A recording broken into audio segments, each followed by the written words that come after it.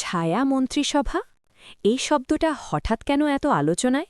জামায়াতে ইসলামী থেকে শুরু করে জাতীয় নাগরিক পার্টি সবাই এখন ছায়া মন্ত্রিসভা গঠনের কথা বলছে।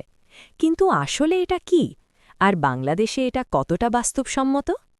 ছায়া মন্ত্রিসভা হল ইউরোপীয় সংসদীয় গণতন্ত্রের একটা চমৎকার ব্যবস্থা।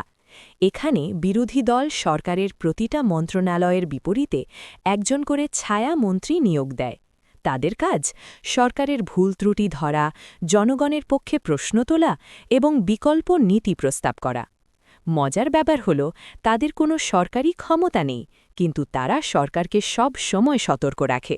ব্রিটেনে এটা শতবর্ষের পুরনো ঐতিহ্য। এখন বাংলাদেশে সুপ্রিম কোর্টের আইনজীবী মোহাম্মদ শিশির মনির এবং এনসিপির আসিফ মাহমুদ সজীব ভুইয়া দুজনেই ছায়া মন্ত্রিসভা গঠনের কথা বলেছেন। তাদের দাবি, এটা সরকারের জবাবদিহিতা নিশ্চিত করবে। কিন্তু প্রশ্ন হল, বাংলাদেশে কি শক্তিশালী সংসদীয় কাঠামো আছে? বিরোধী দলের কি সেই পরিসর আছে, নাকি এটা শুধুই রাজনৈতিক ক্যাচফ্রেজ? ছায়া মন্ত্রিসভা চমৎকার আইডিয়া, যদি সংসদে গণতান্ত্রিক চর্চা থাকে। নইলে এটা শুধুই নামে ছায়া, আলো ছাড়া। আপনার মতামত কি? কমেন্টে জানান।